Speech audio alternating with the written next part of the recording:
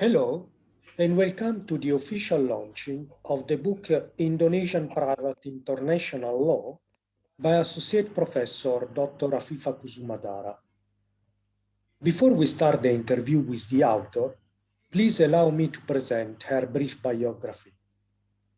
Dr. Kusumadara is an associate professor at the Faculty of Law, Brawijaya University, Malang City, Indonesia.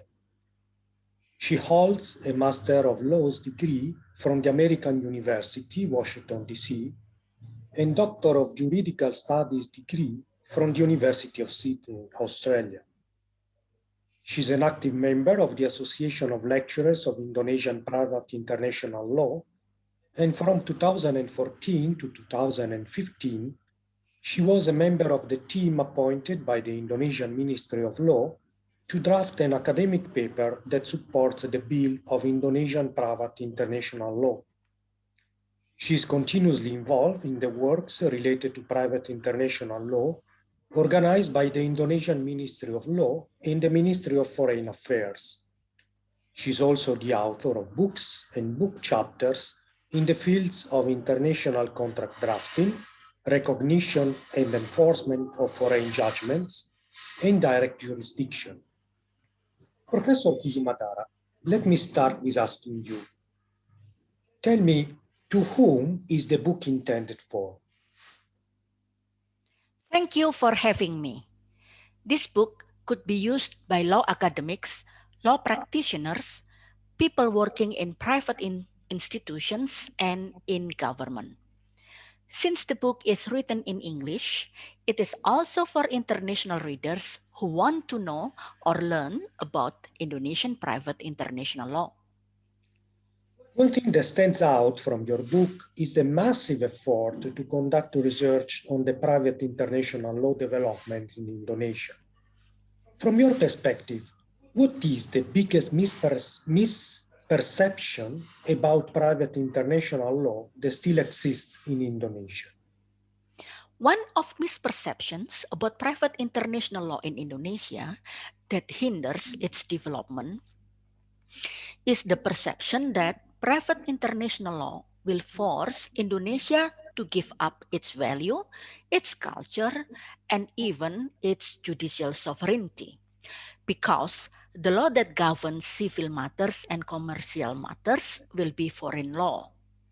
This perception is actually incorrect because one of the goals of private international law is to protect the interests of both Indonesian and foreign parties by applying the most appropriate law to their cases. If Indonesian private international law can protect the interests of foreign parties in Indonesia, then of course Indonesia could expect that other countries will reciprocally protect the interests of Indonesian parties in their territories. At large, laws reflect the set of values upon which a certain human society is based.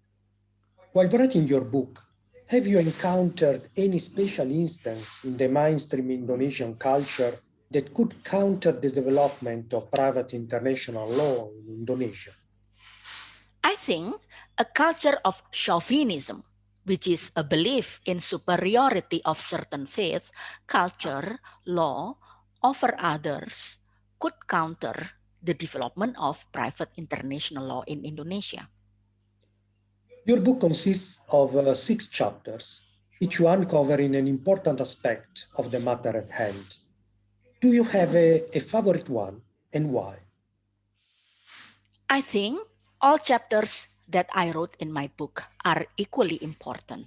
But for me, the part that discusses family law is very interesting because family law not only involves complex rules of private international law, but also involves religion, culture, and legal pluralism that exists in Indonesia.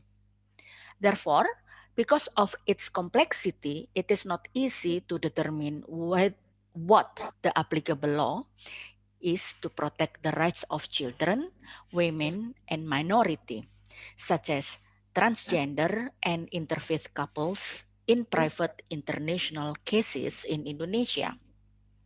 Because the law applicable to their cases must include the consideration of religions, culture, and legal pluralism that exists in Indonesia. Quite often, public policy reason or religious rules prevail over the rules of private international law. You said this book is intended for a wide audience, ranging from law academics, law practitioners, people working in private institutions, and government. What, in your opinion, is the issue in your book that cannot be easily found in the already available literature on this topic? My book contains latest cases, stable jurisprudence, and even the judgment of the Indonesian Constitutional Court that should affect Indonesian private international law. This information are not available in other books of Indonesian private international law. In addition to that, my book is written in English, whereas available literature on Indonesian private international law are mostly written in Indonesian language.